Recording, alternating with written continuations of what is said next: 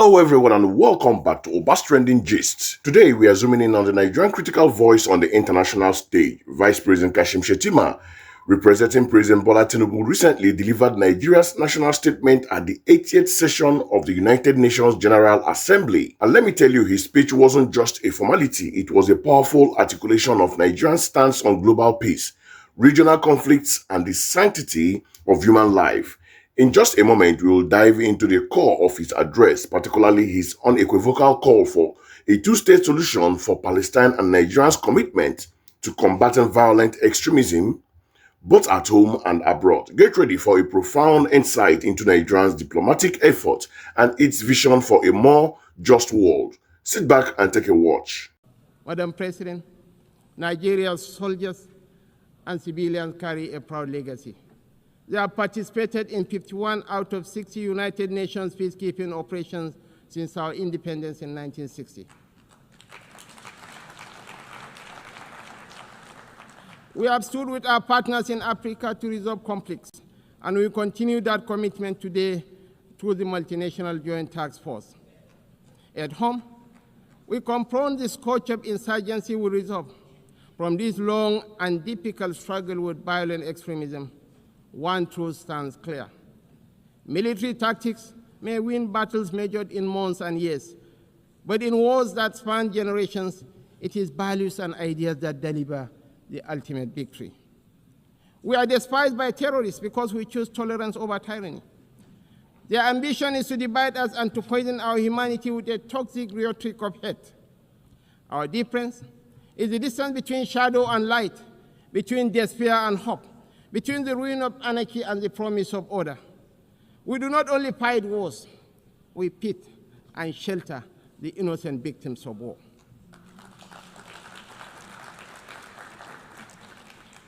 This is why we are not indifferent to the devastations of our neighbors near and distant.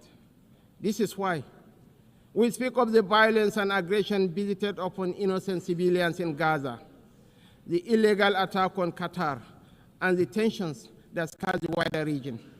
It is not only because of the culture of impunity that makes such acts intolerable, but because our own bitter experience has taught us that such violence never ends where it begins.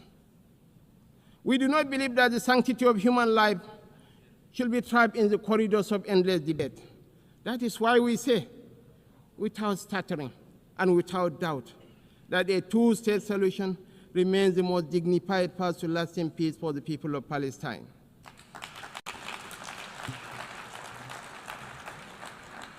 For too long, this community has borne the weight of moral conflict. For too long, we have been caught in the crossfire of violence that offends the conscience of humanity. We come not as partisans, but as peacemakers. We come as brothers and sisters of a shared wall, a wall that must never reduce the right to live into the currency of devious politics. The people of Palestine are not collateral damage in a civilization searching for order. They are human beings, equal in worth, entitled to the same freedoms and dignities that the rest of us take for granted. We want to make the choice crystal clear. Civilized values over fear. Civilized values over vengeance. Civilized values over bloodshed. We show the opportunities that peace brings, just as the extremists hope to drive apart rival communities and different religions. We work through multilateral platforms within the rule of law to build the consensus and support that makes this immensely difficult and dangerous task that much easier. This is how we deny our enemies the space they crave to fuel tension and despair.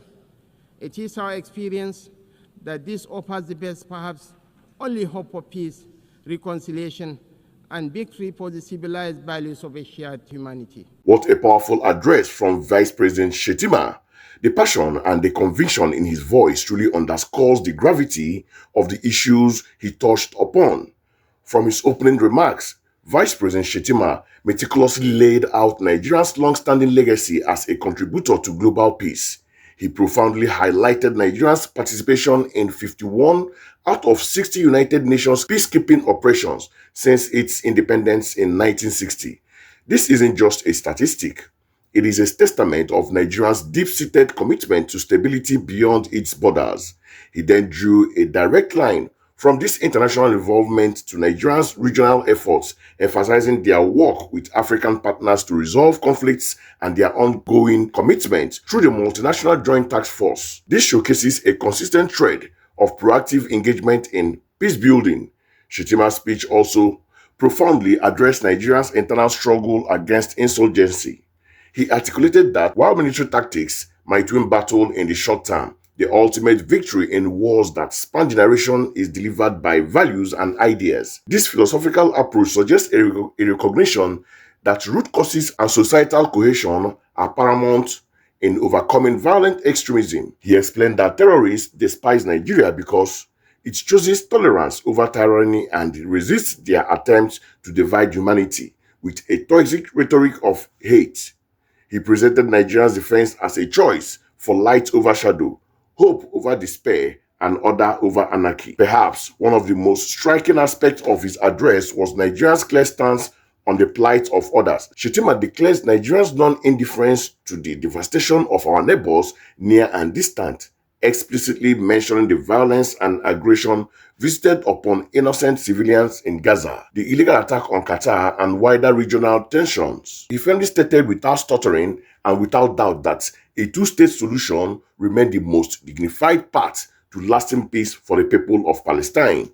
He underscores that Palestinians are human beings equally in worth and entitled to the same freedom and dignities that the rest of us take for granted.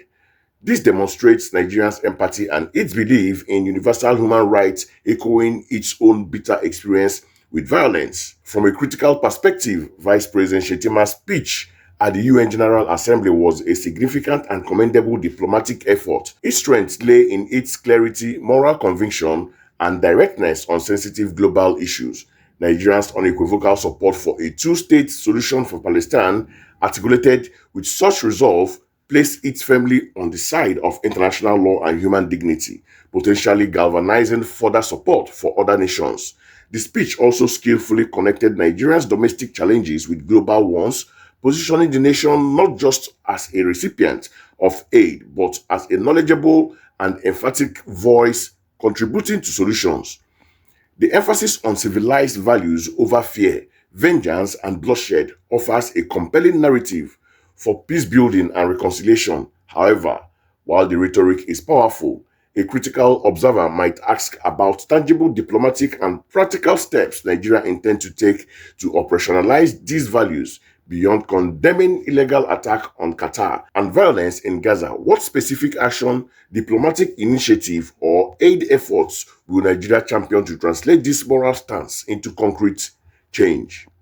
The speech highlighted the internal struggle against insurgency, and while the philosophy of winning hearts and minds through values is sound, the operational challenges remain immense. How can the international community in turn specifically support Nigeria's efforts to build consensus and address the root cause of violent extremism as suggested by the VP? Finally, while condemning general impunity and aggression, a stronger, more direct call for accountability for those perpetrating violence against civilians could have further amplified Nigeria's moral leadership. Vice President Shettima's address was a potent reminder of Nigeria's dedication to global peace and its unwavering commitment to justice and humanity. It sets a clear tone for Nigeria's engagement in international affairs. What are your thoughts on VP Shettima's statement? Do you agree with Nigeria's position on the two-state solution for Palestine or its approach to combating violent extremism?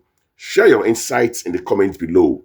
Don't forget to like this video, subscribe to Obas Trending Gists, and hit that notification bell so you don't miss our next dive.